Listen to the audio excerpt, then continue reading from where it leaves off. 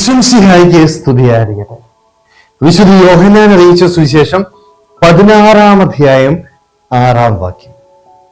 ഞാൻ ഇവയെല്ലാം നിങ്ങളോട് പറഞ്ഞതുകൊണ്ട് നിങ്ങളുടെ ഹൃദയം ദുഃഖപൂരിതമായിരിക്കുന്നു. ഈശോ ശിഷ്യന്മാരോട് ഒരു കാര്യം കൃത്യമായിട്ട് പറയുന്നുണ്ട് അല്ലേ?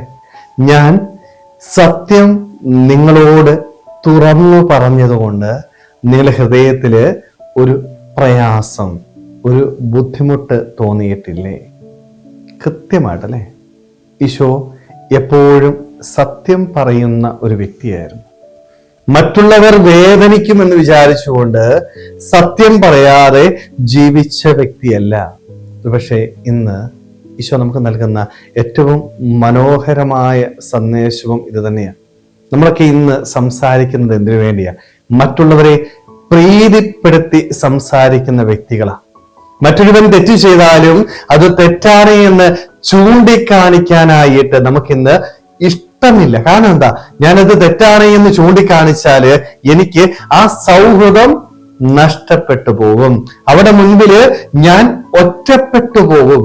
ആരെയും വേദനിപ്പിക്കാനായിട്ട് നമുക്ക് ഇഷ്ടമില്ല. അതുകൊണ്ട് അവർക്ക് ഇഷ്ടമുള്ള കാര്യങ്ങൾ സംസാരിക്കുന്ന വ്യക്തികളായിട്ട് നമ്മൾ ഇന്ന് മാറി.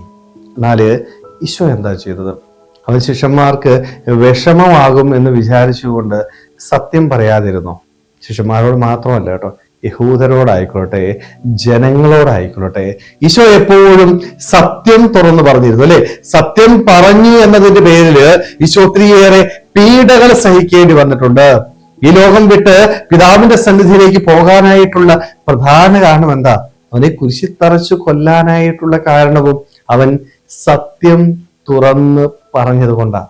സ്നേഹമുള്ളവരെ, ഈശോ ഇന്ന് നമ്മളോട് പറയുന്നത്, നീയും നിന്റെ ജീവിതത്തില് എപ്പോഴും സത്യം പറയുന്നവരായിരിക്കണം.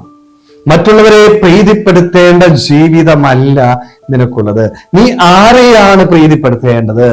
നീ പ്രീതിപ്പെടുത്തേണ്ടത് ദൈവത്തെയാ, മനുഷ്യനെയല്ല. പക്ഷെ നമ്മളൊക്കെ ഇന്ന് മനുഷ്യനെ പ്രീതിപ്പെടുത്താനായിട്ട് ആഗ്രഹിക്കുക. അതുകൊണ്ടാണ് മറ്റൊരുവൻ തെറ്റ് ചെയ്യുമ്പോഴും അത് തെറ്റാണ് എന്ന് ചൂണ്ടിക്കാണിക്കാതെ അവൻ ഇഷ്ടമുള്ളത് മാത്രം സംസാരിച്ച് കടന്നു പോവുകയാണ്. ഇതൊക്കെ നമ്മുടെ ജീവിതത്തിന്റെ വലിയൊരു പരാജയമാണ്. സ്നേഹമുള്ളവരെ, അതുകൊണ്ട് നമുക്കും എപ്പോഴും സത്യം തുറന്നു പറയാം.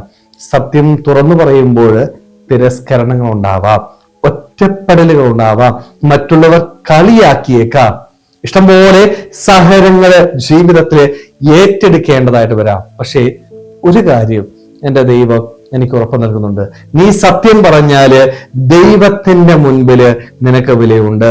ദൈവസന്നിധിയില് നിനക്ക് സ്ഥാനം നേടിയെടുക്കാനായിട്ട് സാധിക്കും. സ്നേഹമുള്ളവരെ, അതുകൊണ്ട് ആരെയും പ്രീതിപ്പെടുത്താനായിട്ട് ആഗ്രഹിച്ചുകൊണ്ട് കള്ളങ്ങൾ പറയാതിരിക്കാം.